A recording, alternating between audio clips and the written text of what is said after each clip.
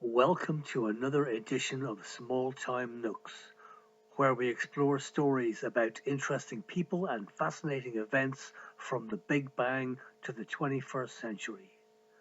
Today's episode follows an unidentified French girl drowned and buried at the end of the 19th century and the strange way that history refused to let her go. Resuscitated. 1885 Paris. The body of a 16-year-old girl is fished out of the murky depths of the Seine. She is brought to the city morgue and examined by the pathologist on duty. He can find no signs of any physical trauma and rules her death as a suicide. His day wears on and a number of bodies pass across his slab. More than once, his thoughts return to the calm expression on the face of the dead girl he had examined earlier. The Parisian morgue has an unusually macabre practice of hanging unnamed bodies on display behind glass for the general public to identify. The attendant placing her body on view lingers in his duty, also intrigued by her face. Over the next few days, citizens of the city pass to view the chilling spectacle. Both the pathologist and the attendant make an unspoken observation. Many people silently pause as their eyes pass across the face of the young woman, but no one claims her. No father, no family, no lover, nor any friends called to the morgue to inquire after her. Before natural decomposition takes its course, she is removed for burial. The young woman's short story is about to end. But before that happens, it is alleged that some men gain access to her body and capture a likeness of her face. Plaster cast death masks are another grim practice of the age. Slowly and quietly at first, people at dinner parties around the city begin to whisper about the drowned young woman whose appealing face was supposedly captured after her death. Her story spreads, but only a few have actually laid eyes on the reproduction of her charming features. Within a few short weeks, a newspaper gets hold of her image. The edition sells out in near record time. Replicas of her death mask are suddenly in demand.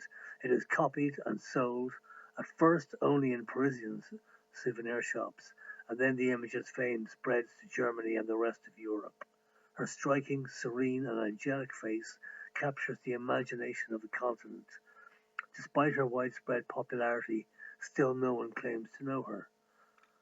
This mystery of her origin fuels poets and writers who weave intricate backstories for the girl with no roots. Her likeness becomes a common feature on drawing room walls across Europe. She is used as a teaching aid in sketching classes by artists and painters. In Germany, a generation of young women fashion their looks after hers.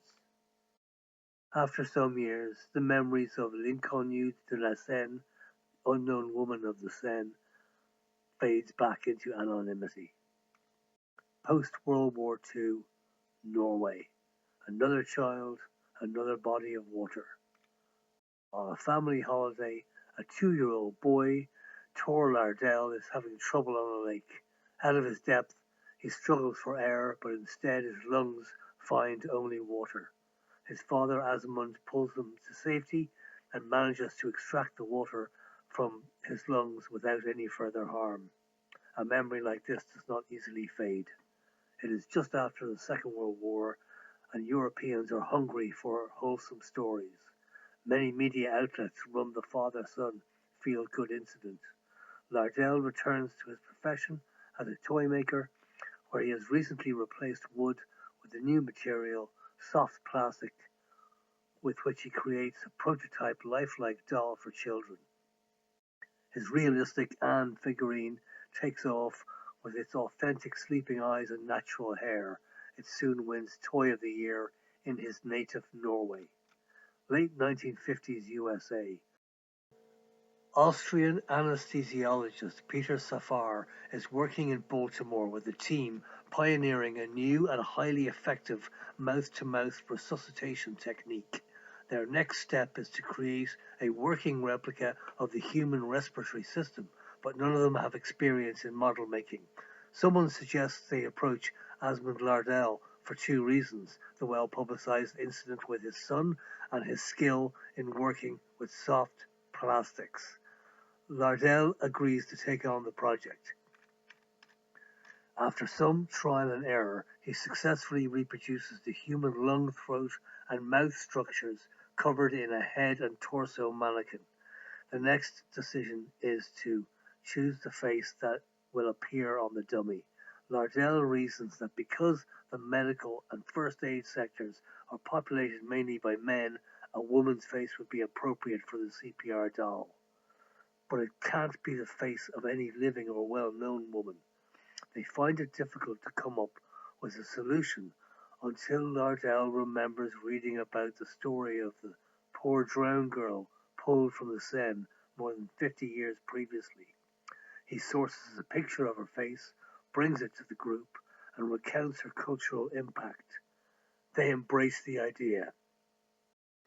He maps her features onto the CPR torso and gives it the same name as his original toy doll, adding an abbreviation, Resuscitated. When the doll is introduced to the USA, she is given the name Rescue or CPR Annie. So, the anonymous girl who drowned and became an artistic flashpoint in the late 19th and early 20th century is recalled for a second duty to the world, this time in a first aid capacity. Her cultural impact has an interesting footnote. When the American first aid crews are taught CPR, they learn to say the following phrases during the resuscitation training. Are you okay, Annie? Annie, are you okay? These life-saving sentences were immortalized by Michael Jackson in his song Smooth Criminal. After some time, a range of faces depicting the diversity of global regional features are developed for different parts of the world, but still an updated and more generic version of Anne's original face remains in use and continues to help save lives today. Thanks for listening to Small Time Nooks. Please check out our other episodes.